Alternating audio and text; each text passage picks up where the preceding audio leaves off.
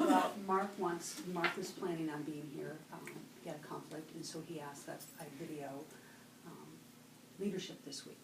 So we get the privilege of having our video guy here at 6 this morning. I said, hey, how would you like to come and video? So he's gonna hang out with us today and try to capture as much of our conversation and our framework that we go through. So if we could look at the agenda real quick, you see that by the end of the meeting. Tan and orange, tan bus and orange bus. What? AE lock, what is that? Up at the top? I have no idea. Okay, are we okay? I think so, I hope so. Okay, just checking. Hey, if not, it'll be a memory and we'll tell him that we did it, so. It was fabulous. So by the end of the meeting today, the outcome will be that we will have analyzed our inter-rater reliability as evidenced by scores from a videotape lesson resulting in increased inter-rater reliability around rubric indicators. So that's an area that we have not touched on yet this year, partly because we needed to get enough in so that we had some evidence to be able to move forward with, starting to see how we're looking as observers with our peers and giving feedback. Before we get started though, I just want to remind us what our yearly cluster goal is around, and the yearly is almost going to be done here, so we really have to keep the push on right now. That by May 2015, all students will show growth on map or children's progress with 26 targeted students at each grade level, making sufficient growth to advance to the next level due to teachers demonstrating proficiency and teaching high-quality guided reading. And I don't want to get us too off track, but that 26, just worthwhile conversation to continue to have with your peers through cluster coming up and also just within your grade levels. How are those students progressing? Where are you with them? Just reminding people that we are using targeted data for our cluster goal. So which we'll gather that in May. So first I'd like to have you guys give me feedback.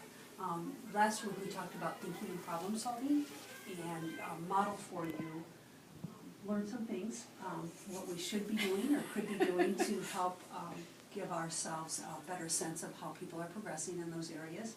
And so was anybody able to do a walkthrough with a peer? No, haven't really had a chance to yet. With a peer? The purple bus is here. Purple bus. We have a plan that tomorrow afternoon, we're going to incorporate that into our work time to actually be able to do a few as partners and then be able to debrief when we come back. Our goal will be to have a minimum of 10 done tomorrow. So, and hopefully be able to have plenty of time to debrief together. So you'll have your training in the morning,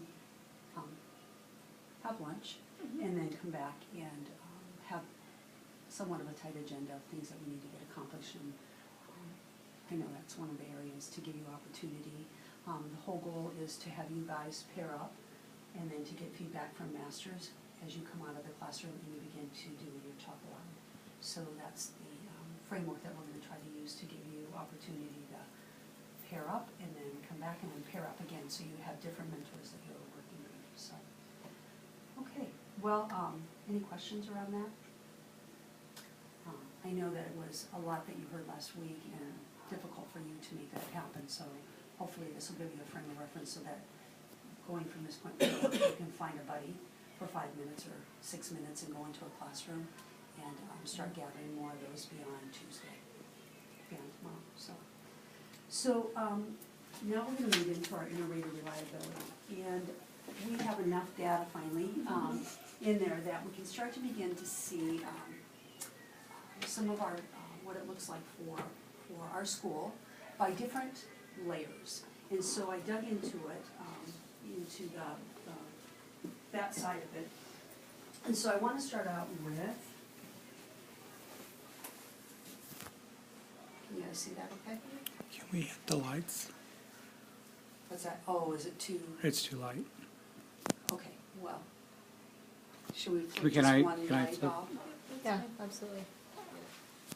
All you have to do is snatch one picture of it and then we'll let it. Here, we'll do that. Yeah.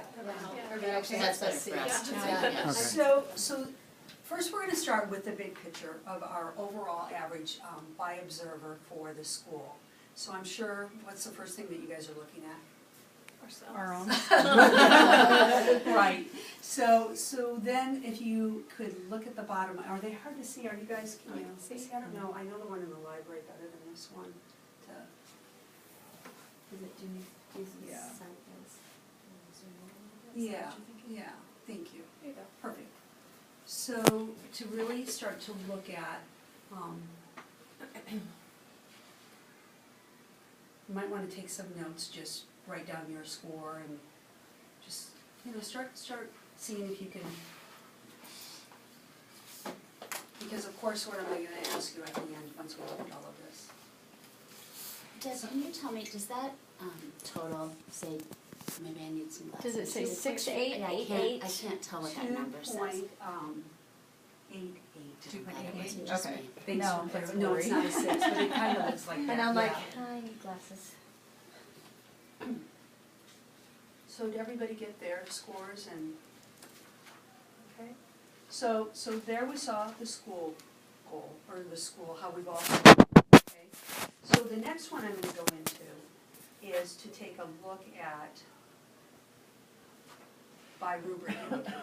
And so Stacy, I'm not, oh, there it is, Zoom, I got it. Does that help? Can you guys see that pretty well? Uh-huh. Okay, so looking at each of our indicators and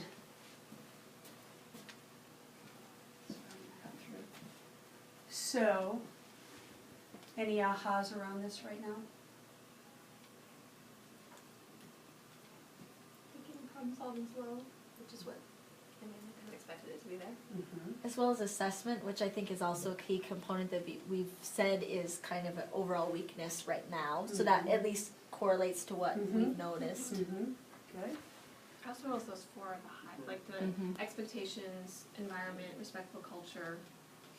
I don't know, I feel like those all kind of go together, and like if one's there, then the other ones always seem to be there, and so the fact that they're all higher together, I guess. And hopefully that was our first 20 days too, that we set it up that way. And that was a really key focus of what we were working on, so. Shannon, anything you want to add? Same thing. What's that? Same thing. Okay, all right. Good observation, you guys, you're right. Thinking and problem solving is where, an assessment, we know school-wide where we need to go. But, now we're not guessing. Now we're actually knowing the direction. So thinking about next year and, as we move forward with cycle 1 of our second year for cluster, and making sure that we're embedding more of those opportunities to show how thinking, problem solving, and assessment, people get smarter, the more they learn, then they're gonna be able to apply it, so. Showed you school, how we all scored, and then I've shown you those areas. So the next one I wanna just share out again, just those quick reflections, is reinforcement. So, perceptions, I have to remember what they are. presenting Is it lesson right. structure? Objectives, presenting instructional content, Motivating motivating students. students, Standards So in and reinforcement's standards the and project, right? objectives. It's the, Yes. what you're doing. Grouping, academic feedback, feedback, teacher grouping, knowledge of questioning. students, grouping, questioning, activities and materials.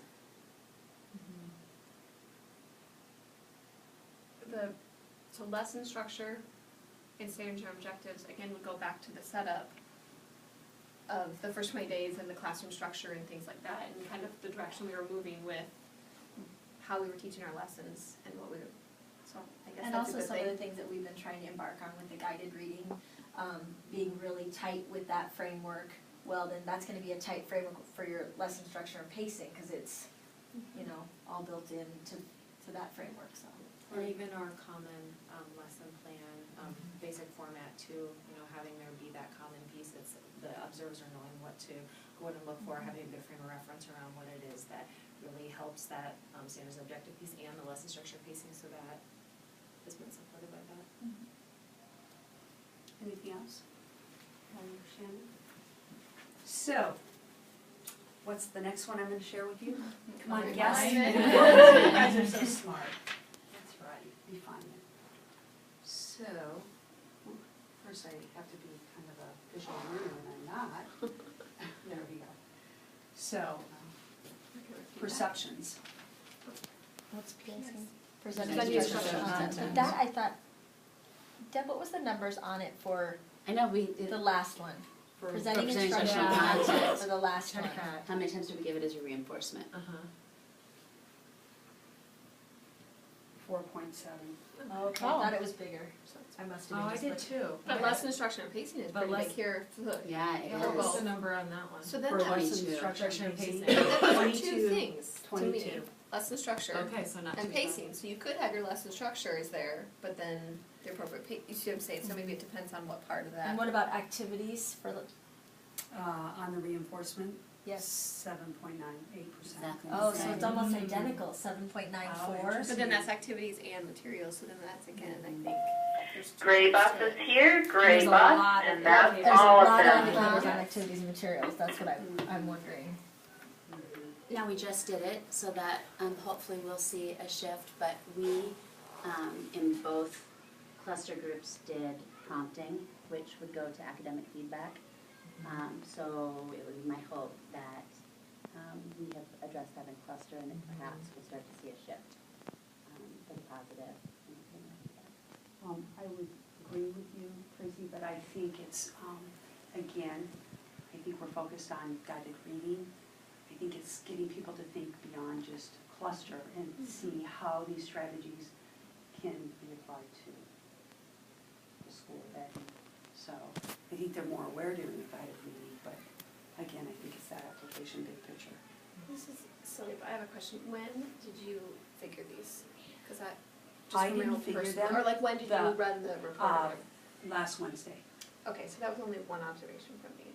So I mean, just to, for frame of reference for myself. Oh, Because sure. the other two, I just finished getting in the code, because I kind of forgot that was part of my job too. Getting back into the swing of things, so I've only had one Sure. in there. Just, it helps me with my Score. score, really it does, so like Sure, feedback sure. that I had. Yeah, and I didn't look at number, I just pulled them because I figured we had all That's but all. you. had And that was just for my lots. own frame of reference, like, oh, okay. Sure, Thanks. so.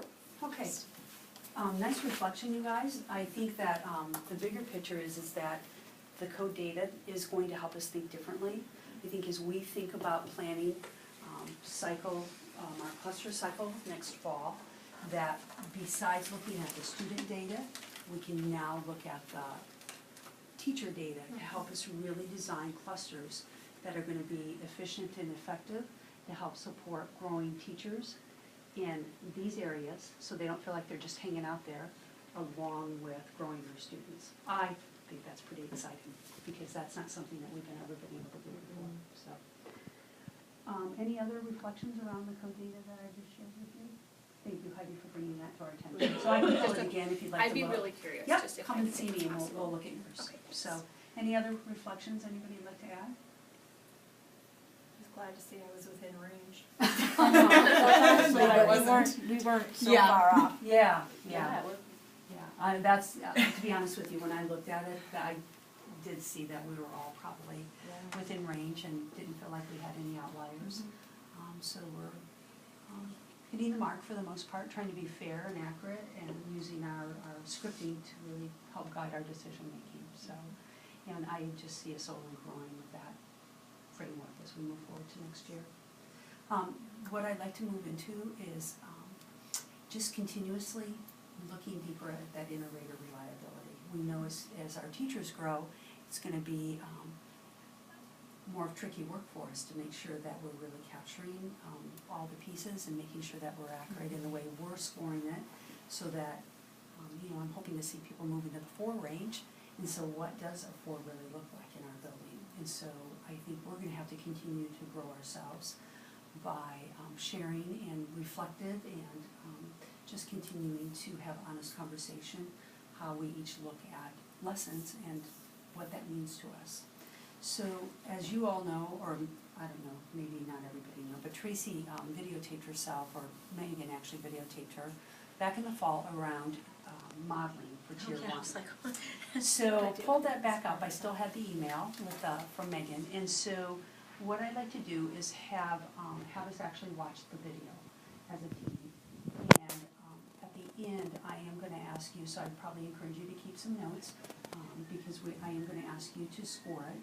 But, prior to that, I'm going to model for you how I would score a component of it, of lesson structure and pacing. So, this way we can begin to see, I'm gonna share with you my out loud thinking. I brought my book, because that's what I use. Some of you have already experienced it with me, and just how I go through the process. And I scripted it, actually I have the script here. And so I'll talk through how I do it, and then we'll share out our scores and see how far we are from each other. And just, again, learning and growing together as a team. How is that inter-rater reliability gonna grow teachers to grow our students? So, any questions? I do, I have a quick question. Do we have access to any of those reports that you just showed us that show the inter-rater reliability without you? Like, if we go into code, is there any way that we can just I check don't it? think so. I Okay, think I was just curious, I mean, not that you would That's why I wanna, wanted to go but I ask. just, Yeah. you know, you could kinda see, oh, I'm way off, what's going on, or just kinda one of those self. Yeah, and I didn't go individual yet, I can pull individual, but I think as a team, we're all learning and growing so Oh, yeah. much this year that I didn't wanna do individual reports for folks. So we're gonna grow as a group, and then, you know, I could see us getting more specific next year, but I just wanna continue to grow us and be solid as we move forward, so. Any questions then about the next step? Okay, so, any of you can get the video up for me?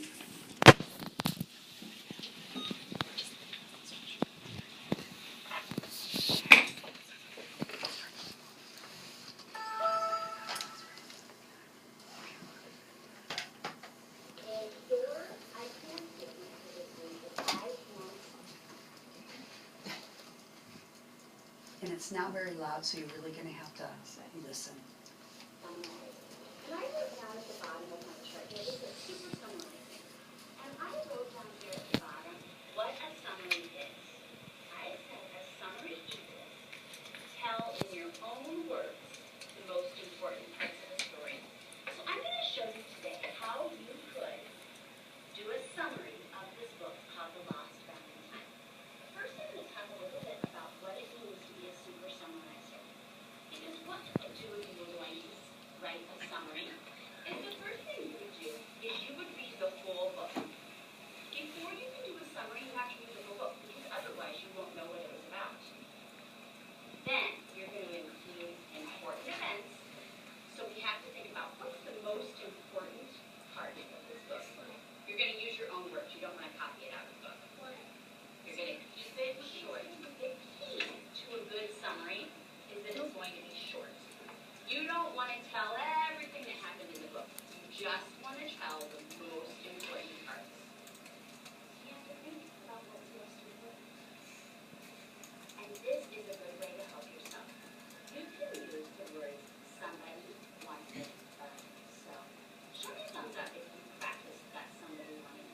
Oh, everybody practiced it yesterday. I'm going to show you today what that would look like. Okay, so I'm going to pretend that I am a student, and I am going to write a summary using somebody wanted so. Okay, so the first thing I'm going to do is this right here. I'm going to read the whole book. Are you ready? The Lost Valentine. Michael was happy. Today was Valentine's Day, and Billy was going to be a party at school. He had Valentine's Day backpack to give all the girls and boys in his class.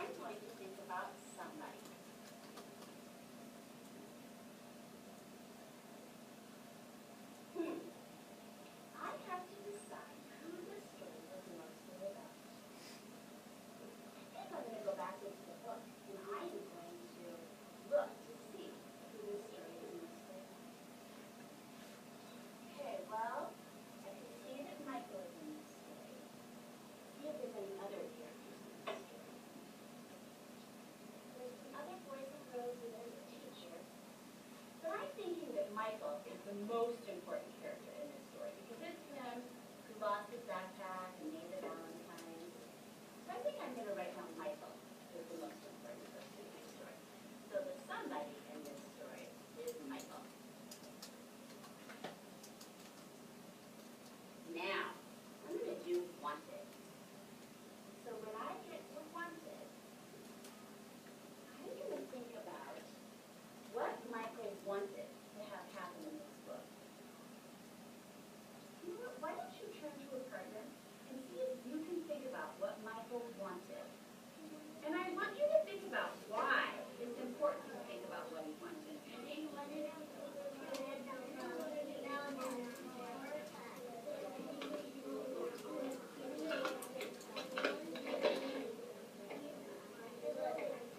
Okay, what if this guy's got your 3, 2, 1. I'm going to show you what I was thinking when I tried to add the wanted part to my summary. Put it back into my book again, and I thought, okay, Michael was getting ready for school. It was Valentine's Day. Oh, and he wanted to give Valentine's to the boys and girls in the class. You only have to go to the first page.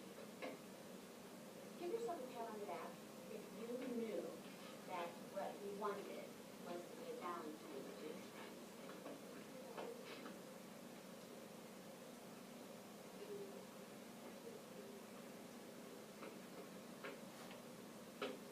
Now, this is going to get tricky, because now we have to do the but. But there was a problem. What is the problem in this story? Think about that problem yourself, but here's my question for you. If we were going to tell somebody about this book, and we just wanted to give them a summary, why is it important to tell them the problem? What do you think? Why is it important to tell them the problem?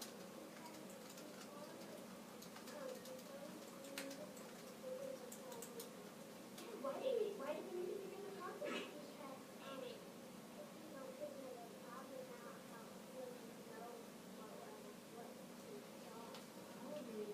problem is in order to be able to think about the solution. Do you think the problem is an interesting part of the story? It is, and we want to make sure that we include those interesting or important parts. So here I go. Okay, we know that it's about Michael. And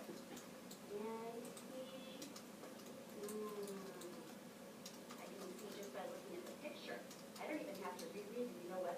I noticed because you guys were listening to this story that you noticed right away what happened.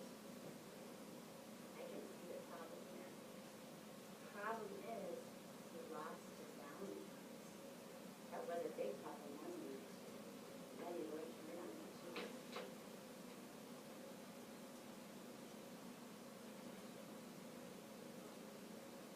Hey, last one.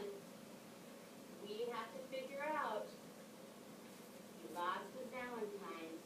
So, how did he solve it? Hold up. You are all so clever that you already know how he solved it because you were good listeners, but I'm going to show you first and then you can. So, I'm reading this book and I want to figure out what the solution is, how they solved it. Remember, we're going to look back at the book to help. We know that he was really sad. Oh, I think that would be the solution. He could have put them on the table. That didn't solve it, though. That's something that happened, but that isn't what's most important. So after he put his head down on the table, oh, his friends. What did they say, Ladybug?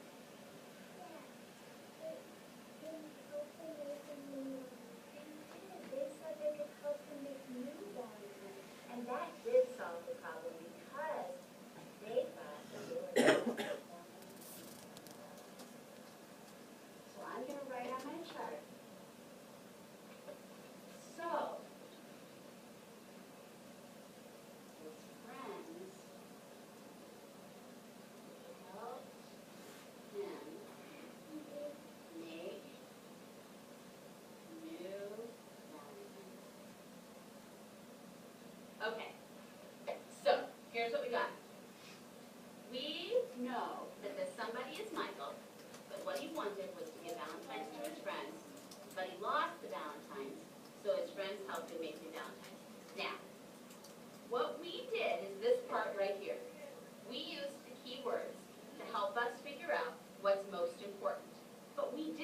write a summary yet. So I'm gonna show you what it looks like to tell someone a summary. Okay, are you ready? Here I go. I'm gonna ask you to do it, so pay close attention. It goes like this. Michael wanted to give Valentine's to his friends, but he lost those Valentines. So his friends helped him make new Valentines. Do you see how I used the words that were on here, but I made it into a summary or a little short story? Okay, what I want you to do is I want you to turn to your shoulder partners and I want you to each take a turn telling the summary. And you can peek up here at the chart if you need to. So tell your friends your summary.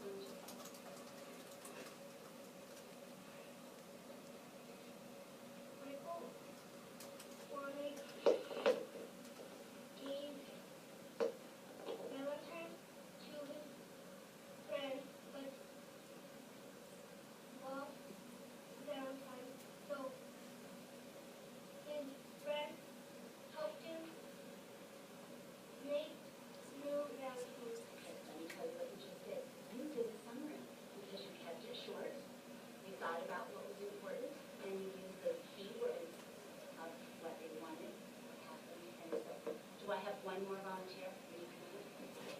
One more Sunday.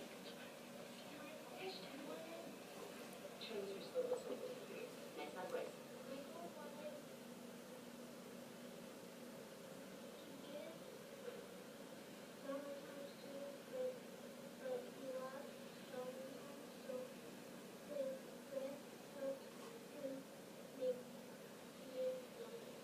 Perfect. It was short.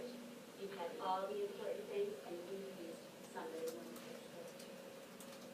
Okay, listen carefully, because it's going to get tricky now. One last time, and I need somebody who can do the summary without the chart. Danny Brooks, think you can do it? Okay, let's have it.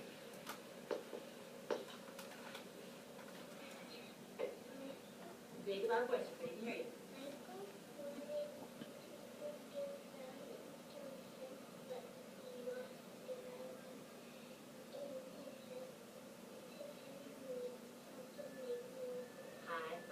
Short, important, and she had who it was, what they wanted, what the problem was, and how they solved it. So today, when you are doing your reading during Read to Self, I want you, when you get to the end of the book, because you have to read the whole thing first, to think about the somebody, the wanted, the but, and the so, and see if you can make a summary yourself. And then, if you have read to someone today, I want you to try what we just did and tell them a summary of your book. Maybe they would be interested in it, they would want to read it. Okay, it is time. Do we get to keep the chart to remind us of the details? The chart will be here. Perfect. We got to keep the chart. Do I get the chart? I got to keep the chart. Okay, so after I am done modeling, then I'll have you guys do your scores. I have score sheets for you. And then we'll share out and see how close we are, okay? So I want to model for you lesson structure and pacing.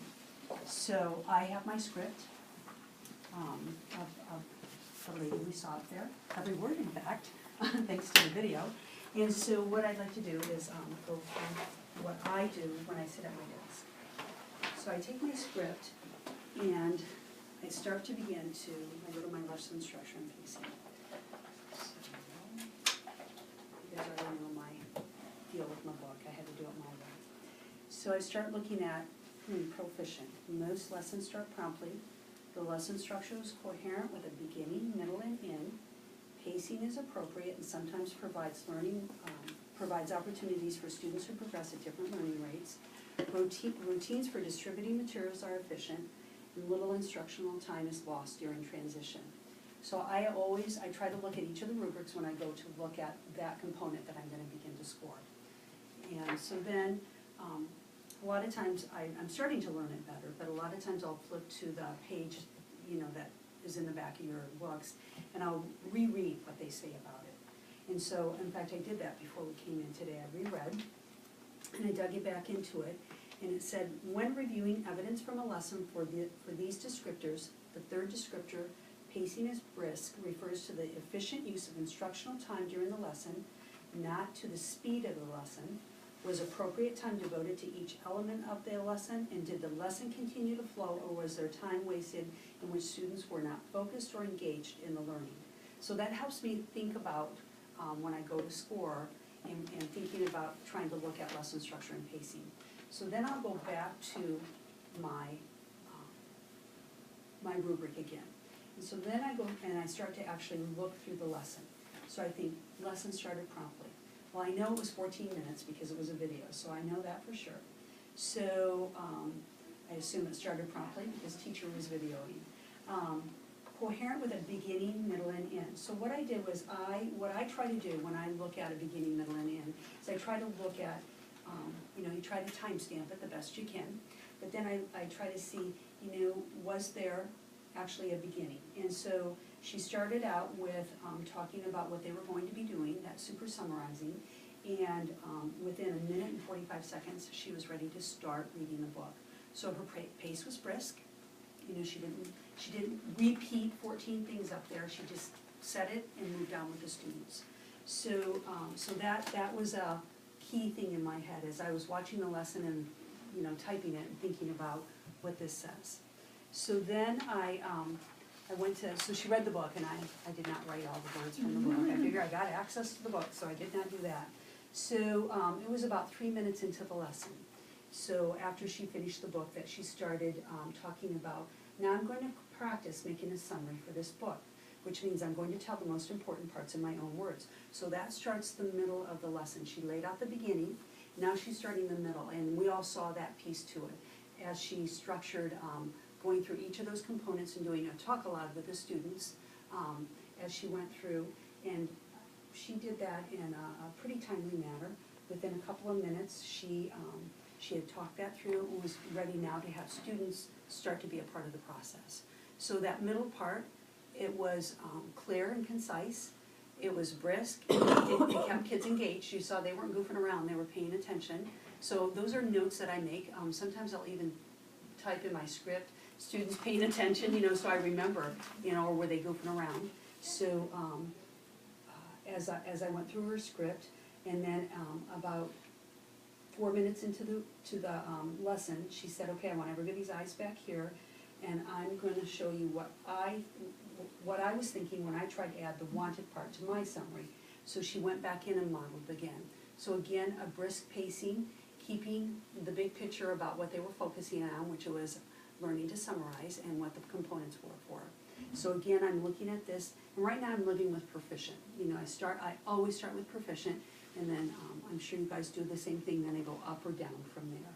So, but I'm starting to see, there's some pieces in there that are pretty strong, that when I think about lesson structure and pacing, and think about what it says here, then I start thinking, probably above a 3. So I start to allow myself to think in the 4 land, okay? So then I continue to look through the lesson. I go through my timestamps if I have them. Hopefully, I try to capture them, and try to again, go through what I typed, what the person was talking about. And so then, as I'm looking through and seeing that her pacing is appropriate, that she did opportunity for students who progress at different learning rates. If you saw, students were able to work as individuals, in teams, and that they could just turn to their partner. She didn't put any demands on them that they were right or wrong or had to hurry up and be done. She just did a nice, seamless transition to that process. It was fun. You know, I watched that video a lot of times on Saturday. First time I saw those kids looking over at the chart. I missed that the whole time. So that was really cool to see that they were using the chart to help them guide their thinking.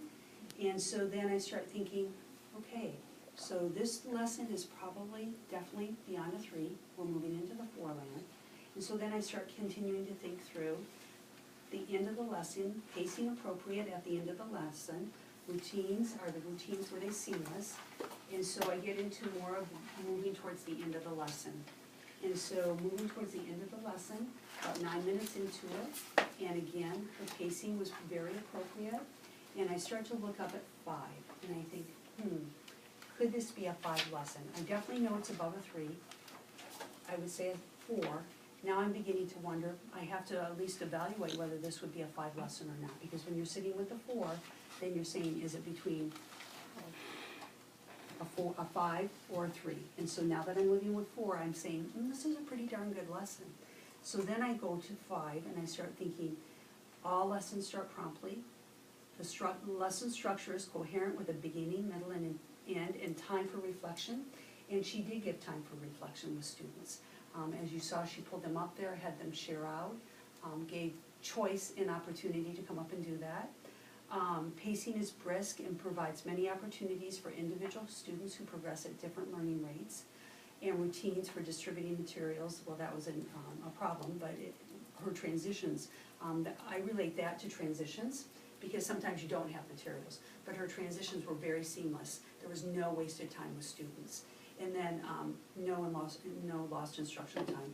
And so now I'm thinking, this is not just a 4, this is probably a good solid 5 about lesson structure and pacing.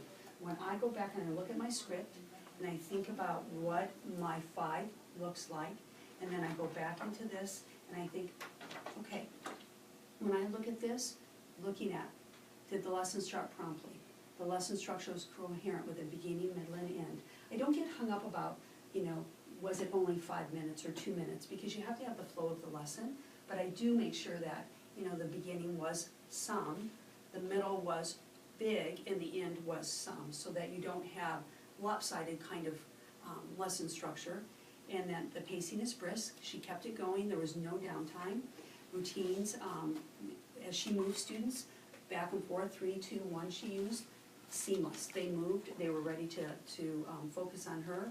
And then even at the end, as they were moving to you taking over, I didn't see any instructional time loss. You asked for the chart, students were beginning to move into their rotations, I think I heard. So when I thought through this lesson, and I used my script and used my rubric, because I can't live without it, it doesn't go in my head that fast to have it all memorized. To me, this is a 5 score for lesson structure and pacing. That is how I think about when I score, not just lesson structure and pacing, but every single one of them, starting all the way back with, I know Lori's laughing at me, with instructional plans. I look at this every single time as I go and look at my script and then what the person has turned in. So I wanted to be very transparent with you about how I do it. There's no magic, and we each find our own way. This is what has worked for me up to this point.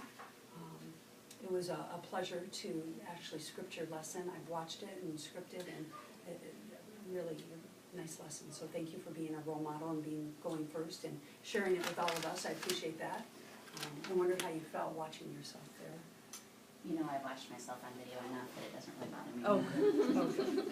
So, reflections about me or anything I said today that was different than what you do, or confusing, or not? So I just have a question. Do you, and this maybe changes, but do you go through the script and try to find for each of the domains, or do you pick each area and then look for that in the script? Does that make sense? Do you read through the script once and try to find all the different areas, or do you start at an area of the rubric and then look for it and then go back to the script every time for each part of the rubric? Does that make sense? Am I I'm totally sorry, confused? I did, Okay. so she's saying, did you start here and start thinking, oh, that looks like academic feedback and that looks like structure, pacing, like, are you coding or this, your No. script first, or do you start with the rubric and go back and look for each to, I start with the rubric. I but- start with the rubric, Okay. because I don't know it enough to flip it yet. I hope to at some point be able to flip it, that I can just be seamless about it, but I have to think through each of those areas. But what I have found, the more I've done it now, is that I'm starting to see the interconnections, and they're coming much easier for me. So I'll go, oh, that was lesson, but wait a minute, I know they've done something else, so then I can start to connect the two. So it's kind of ebbing and flowing now, just because I've watched enough lessons that I can start to see inter-grader connections too. Okay. Just curious. So, yeah. I don't know that there's a right or wrong with everything I read this summer. I think it's just finding your way from all the ones that I read of the raters, you know, the national raters. I read and watched a lot of videos, and the ones, I mean, everybody found their own way. There was one person that just did bullets when they were taking the information from the script. Some would write pages. So I think, again, it's internalizing it and making sure that you can back it. That's the most important piece. So, any other questions about my reflection? Did it seem different than what you do, or? Pretty small I want my little laminated things. Binders. When it's Bunch of binders. binders, you'll know to go to Lori's. Well, I thought we'd take, and I probably have starred one too many there, but I thought if you guys could write your scores for standards and objectives, presenting instructional content, questioning and academic feedback, and then we'll put them on sticky notes and we'll see how we did. Okay, tell me those again. They're right up there. Except for lesson And I structure already- pacing, because Sherry did that one. Yeah, so.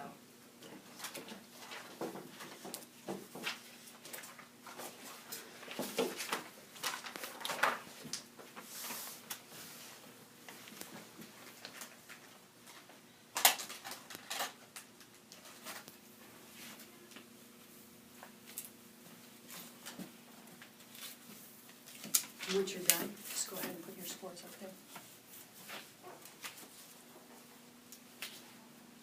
I'm struggling with this because I feel like you're asking me to do something in 15 minutes that takes me hours to do. Yeah, just do your best you struggling. can. That's all. Because I don't have a actually have a script and I don't script, have, and I'm having a hard time. Just do the best you can. We know that, we just Okay. wanna see where we. A general idea of where I would think it. Yeah. Yeah.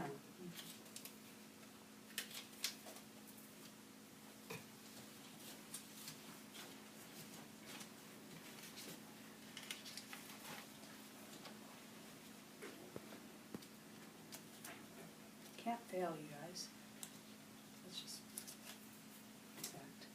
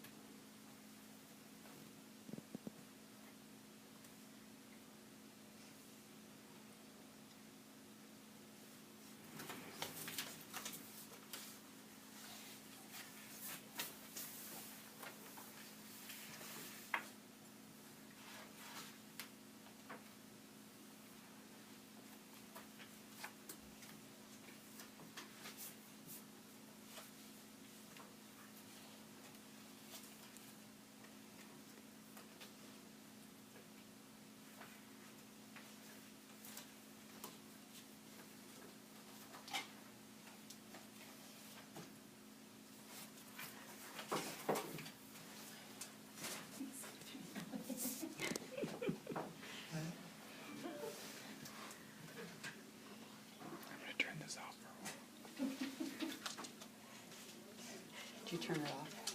Yeah. Oh, giving us a break. Oh. I know, I thought it was You guys all keeping get to us go this home. whole time, I was like. We'll use this, oh yeah, I'll hear about this for a while. And Catherine Chido will be folded right in. Should be. So, So if you guys just wanna stick them right up there, I gave you the little short ones, and so